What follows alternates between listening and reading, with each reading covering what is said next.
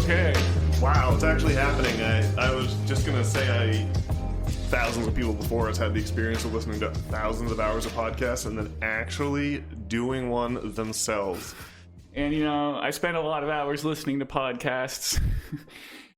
Let me ask you this question. Have you had the experience of listening to a podcast with some favorite personalities and they're saying something that you know the answer to, or you feel like you have a good point, or you're like you're begging someone to realize, but you just can't get into the conversation? Well, I guess those days are over when you're doing the podcasting. See, yeah, I guess that's really what it is there's some ways in which we want to advance the zeitgeist, right? Yeah, I guess you have to kind of be conceited enough to believe you can move the situation. You can help push the Winnebago up the hill. You have to be kind of conceited in your own ability to get out and push, but that's what we're doing. Yeah, I mean, I would say like the actual experience of being in modern society is one of like constant torment, right? Constant torment. I mean, you're constantly feel like unjustified, I guess I would say. It feels like you're suffering on a day-to-day basis. I mean, there's tons of homeless people, the prices of things are insanely high, everyone's stressed out. And there's just this problem where like the art isn't doing justice to what we're experiencing anymore, right? Yeah, absolutely. I had a period. Well, first of all, that's insanely bleak. I hate to agree with such a bleak outlook. I had this like a fairly lengthy period of insane depression in my own life, so I can definitely relate to those feelings. And there's no question that things seem to be working not so good, like worse now than they used to. Like I went to the post office today to try to take a return that had me specifically supposed to take it to the post office next door to my house. But when I got there, the postman in the window informed me that since Thursday, their internet's been down, so they can't help me with my J.Crew return. And I was like, okay. And that's definitely something you wouldn't have expected, maybe even 5 years ago, definitely not 10. And they say that, your sort of sense of well-being is really not about position necessarily, but more about trajectory. And so the downward trajectory does not feel so great. It's a cold bath to have to take. If you want to, see like the brutal state of affairs, you're definitely right about going to the post office. That's always just, an experience of humanity. Yeah, it's pretty rough.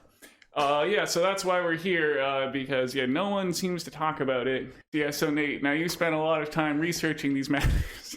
Well, okay, so let me ask you this question by way of acknowledging what you're saying. What that led me to look at history, because my question in my mind was well, this is insane. It must have been wild to be at the end of the Roman Empire when that was coming apart, or maybe at the end of the medieval period when the Black Death was killing off 20, 30, 40, 50% of people.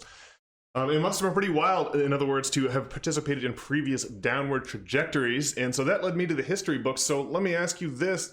How do you think that being alive in we have a pretty sweet life, if you just focus on not what the internet is telling us and not about our somewhat uncomfortable realities at the post office and on, Skid Row here in Portland. How do you think that compares to people's experience in the past? Are we really, how bad, put this in context, how bad do we really have it? I mean, we're fairly healthy. I have enough food to eat. It couldn't be a lot worse, right, before we get gloomy? I think it's pretty obvious that one way or another, society's on the decline. And so there's a question of if it's on a catastrophic decline. But I mean, you raise a valid point in that, I probably shouldn't be as depressed as I am. But it is hard not to feel bad for, you walk around, our city of Portland here, and you see a lot of drug addicts, tweaking out, and people high on heroin. You go into the parking lot and there's needles. So it's hard to, I don't know, this is, it's like the Kali Yuga, man. Yeah. I don't know, it's just kind of a time of suffering. There are reasons to be positive, Well, I'm conscious of the phantoms of the people who will in the future listen to this, and I think that those phantoms have no doubt surmised by this point that we do live in a somewhat urban environment, and that when there's a sort of collapse situation that starts to take place, it really accelerates and centers around the urban places. So it's really hard to, if you lived maybe rurally, it might be easier to ignore, and maybe that's the wise thing to do, at least, temporarily. Maybe the strategy is, be in the rural areas when the systems aren't working so good, and be in urban areas when they are. But so yeah, we do live in an urban environment, and the signs of degradation are quite extant, and it's hard not to let that seep into the background of your life. Kind of like a wine stain. Is it if you spill wine on your white tablecloth, it kind of that kind of spreads like blood. It kind of soaks into your subconscious. You can't help but let it affect you, I think, ultimately. And there's definitely a cumulative like aspect to that. Yeah, well, so yeah, that's why we're making the podcast. And so, if you're listening to this and if you're a human being with feeling, you probably feel the same way. I mean, obviously, if the systems aren't functioning, the cities are going to be rough. Well, I mean, that certainly was the case throughout history too. You think of places like Rome and or maybe like Florence during the time of the plague. It's like things must have been insane. There's the times of the previous collapses. There's often like a plague, or there's a lot of like similarities between these times. And our plague was like not all that deadly from a mortality perspective, not like killing 50% in Europe. It was more.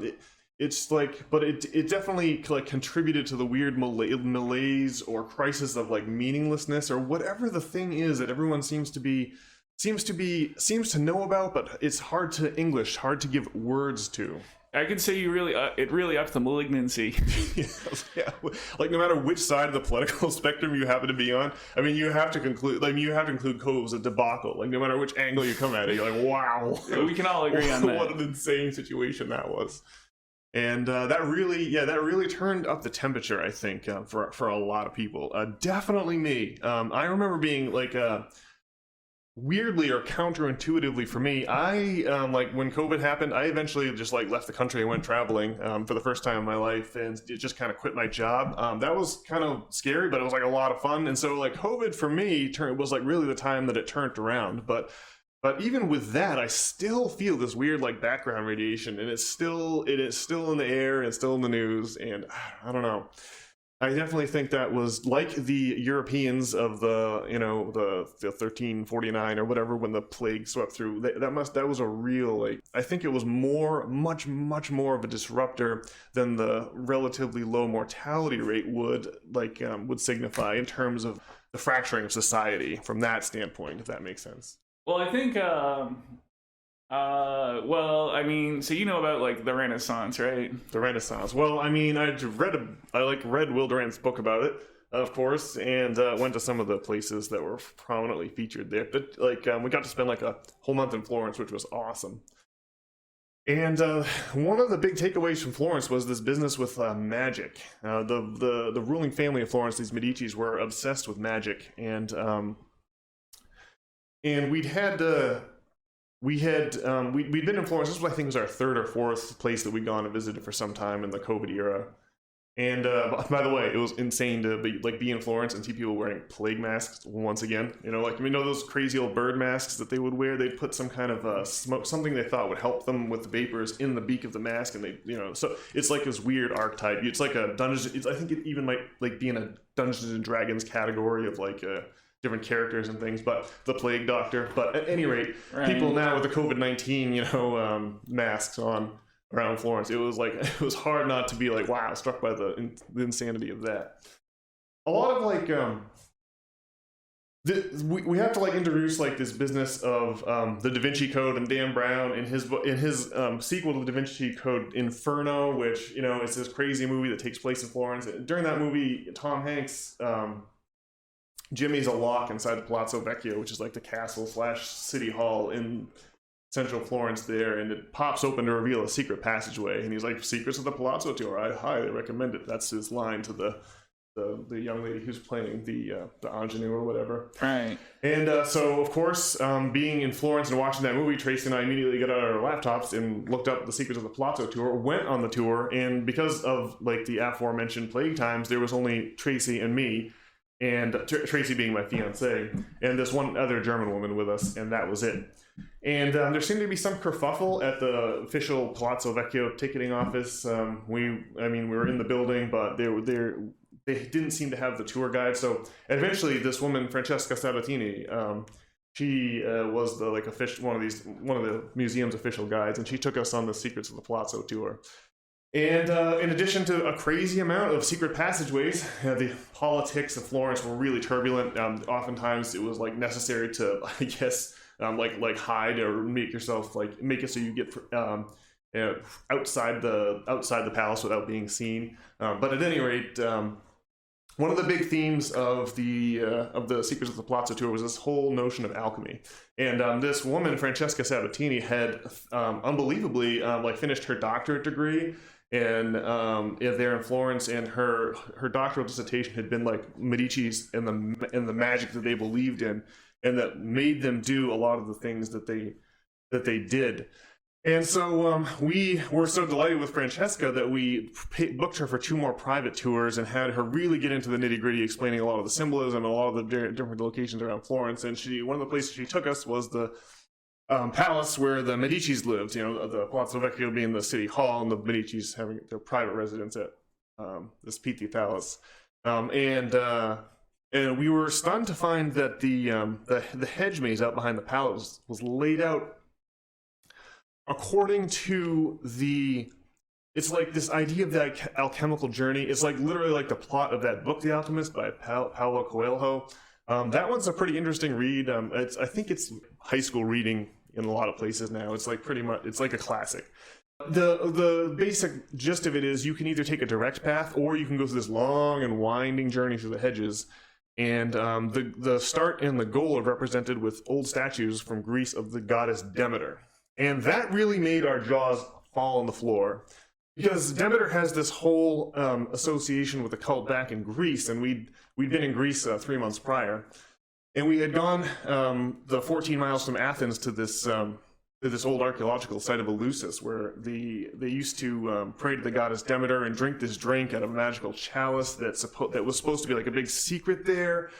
And we were amazed that the Medicis had made this connection by placing the statue of Demeter right there at the start and as the final goal of their whole crazy hedge maze. And so, if you went to the hedge maze had a lot of old Greek art, and then a lot of like Renaissance like art that they had made, and a lot of it was people who were like blind. They literally had blindfold on. They looked like they were foolish. It was like people who were like, I guess, unenlightened or unable to understand the archetype of the alchemical journey, that the Medicis would take their guests and kind of put them to the test and see if they understood about Demeter and the tradition of magic that came from her cult there at Eleusis in the pre-Christian days.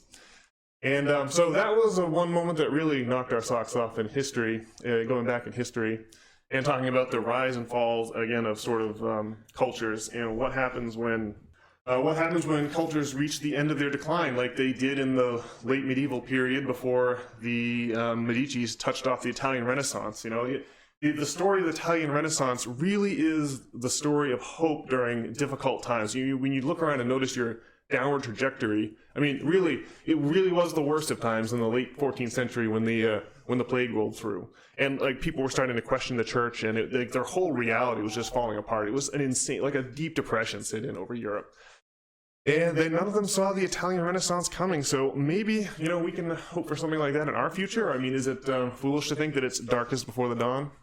Well, kind of my question, in the grand scope of things, is like, what advice, like if you're a person going through a societal decline, like what's the advice supposed to be, right? So imagine, you're going through one of these declines in Europe, and it's like just before the Renaissance sets in or whatever, right? And then like, what are you supposed to do? Well, first of all, shout out Francesca for giving you the lowdown. But so the Temple of Eleusis, right? I mean, so back in like, Plato's time or whatever, they go to Eleusis and drink the soma, which is some kind of psychedelic brew. And they have like a good society, and that's part of why their society is good, right? Yeah, they would say it was okay. So this is the magisteria of one Brian R. Murarescu, who wrote this book, The Immortality Key. It's a completely insane read. Like, it'll really fundamentally alter, like maybe even what you consider history to be. But the punchline, sorry, other Brian Murarescu to give away the punch, but the biggest punchline is that there would be like Greek immigrants or Greek diaspora. People would be Greek and like going other parts of the Mediterranean to live and kind of make colonies and try to make money and raise a family, and they would take their religion with them. So there was other parts of the Mediterranean where people practiced these copycat rites of Eleusis. They would pray to Demeter. If you had the magic, if you had the secret, and I think the secret has to be how to brew up a magic barley beer that's not going to kill someone, that has ergot in it, that's not going to kill someone. But there, if you're doing that at copycat locations, there's a place outside of Marseille. Marsala is what they used to call, the Greeks used to call Marseille. And there's an old archaeological dig there, and they dug up a jawbone and a chalice that are test positive for ergot. So it really seems like that is definitely, well, that's good evidence that that's what was going on at Eleusis, that they were drinking ergot, which of course is the very fungus that one Mr. Albert Hoffmann, Dr. Albert Hoffmann, a Swiss chemist, in 1936, 1937, 1938, first synthesized LSD from. So it's like one of these crazy alkaloids that is hallucinatory, thought to have given rise to like the Salem witch trials. So this is what they were drinking at Eleusis, and I gotta try to remember the details of Murarescu's book, but when people tried to, people referred to it as the most important thing in Greek society. It was like central to their society. Like everyone who was anyone, not just a Greek, but in Roman society, went to Eleusis and drank this mysterious, koukion or kykion, and was sworn to secrecy. And the whole affair was run by women. They were priestesses who ran it, and they, I guess, kept the secret going through generations until finally it got wiped out by Christians. Got wiped out by Alaric the Visigoth, no less, who would later go on to sack Rome itself, I think, a couple years after that. And he was marauding his way through the Greek peninsula. But that's why there's not much left there. After Christianity, after the Christian so-called barbarians rolled through, there just wasn't much left at the site of Eleusis. But you can still find that archaeological evidence in the dental calculus and in the chalice out there. I think the name of the site is called Mas Caster de Pontos in Spain. And actually the findings came from 2003, but because the paper was written in Catalan, no one in the English language knew about it until Mr. Murarescu dug up the good sauce. So shout out to him. So yeah, it's interesting. There's no reason to think the Medicis of Florence ever understood about the psychedelic aspect to Eleusis. But they did understand the importance of. They managed to divine the importance of the magic tradition. And these were the people that opposed the church throughout the Middle Ages. That the church would burn at the stake. You'd die a horrible, painful death. And their thing was that reality is more of a lucid dream. It's like you're both kind of creating and experiencing reality at the same time, like you do when you dream. Now, this is the magic tradition that is very fundamentalist. It is very most fundamental. The idea that the reality that seems so solid, it's obviously communally mediated versus a dream which is just mediated by the one network node. But this reality is like a lucid dream where it admits of some manipulation on your part. And their way of saying that was saying that you're not the servant of God, you're more of like a brother to God, and that's literally what was in the Book of Magic. The so-called Corpus Hermeticum literally says that you cannot know God unless you are like God. You should consider yourself a co-partner in creation, not a servant with a servant-master relationship to this God. That was something that was advanced by political entities that wanted control over their political constituencies. And so their model of the proper relationship with God was one of master and servant. It mirrored the economic reality of lord and serf that pervaded the Middle Ages. Well, the Corpus Hermeticum was dug up by the Medicis, right? Correct. Yeah, Medici agent, or I think some Medici agents located it in the library at Constantinople in the twilight of Constantinople, just before it fell to the forces of the Sultan and his newfangled cannons. Or maybe it was after the fall that I think the guy's name is John Argopoulos. I'm butchering his name. He's got this Greek name because of course he's Eastern Roman. But anyhow, he gets this book back to. This is an insane story. He gets this book back to Florence, and Marsilio Ficino is the translator from Greek to Latin. He is Cosimo de Medici's main man, not henchman, but his primary guy. And he is hard at work translating the great works of Plato.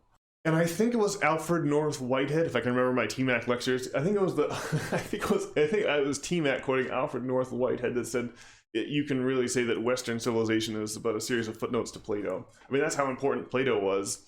But when old man Cosimo de Medici found out that Medici, his agents, had laid their hands on the Corpus Hermeticum, he ordered a halt to the translation of Plato. The old man wanted a crack at the Corpus Hermeticum. I can hear his words now saying, "Yeah, I only have a few years left, and I would much rather read the Corpus Hermeticum and just never get to be familiar with Plato than to miss out on that.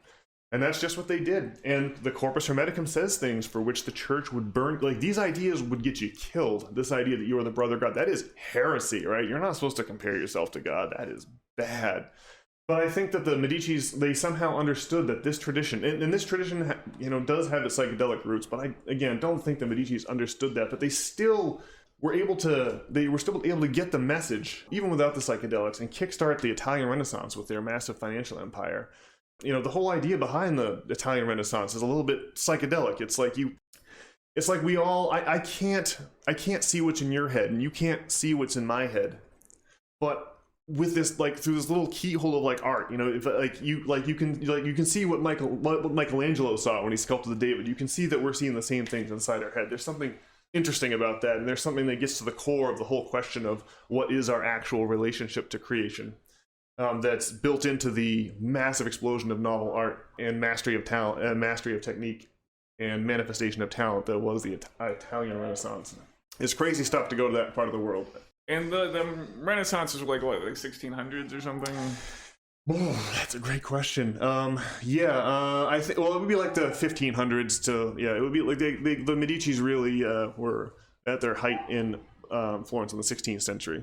And so, from like the Platonic times to, the Medicean times, right? I mean, is it true that there's I guess a growth in, I don't know, like the church or whatever, like wipes out that kind of like alchemical sort of view, right? The church is always looking to oppose that kind of, it was a challenge to their money-making scheme, right? If you're a co-creator with God, you don't need to like pay to have your sins removed. Like that's in all times and places, the psychedelic reality that we're all really one, is a major threat to the authorities. They can only grab you by your body, and so if you don't identify with your body, you're in like you're politically unresponsive to control techniques, no matter how violent or how harsh. So this is really the thing that I think in both the fall of the Roman Empire in the form of Christianity and the fall of the medieval society that preceded the Roman Empire, that for them it was the magical tradition. For us, it's going to be the psychedelic, in the same way that the lights in the sky in Roman times were like the Virgin Mary. Like, in our lights in the sky is like sci-fi aliens. Maybe our version of magic is the psychedelic tradition. Whatever it is, though, like, you don't need to like people have meditated and fasted and prayed and like gotten to the core of that. Like, without the use of drugs. The Greeks happened to use the drugs. The Medicis happened to not use the drugs. It's not necessarily we need drugs. That's one powerful way to get you across the finish line. But what's obviously lacking and what's driving us all crazy, I think, in this day and age, is the lack of realization that we're all part of the same. We're all part of nodes in the same network or folds in the same manifold or whatever it is. Like, whatever it is that makes you not care so much about yourself and you're like not identify so hard as your individual self and identify more as a series or progression of people.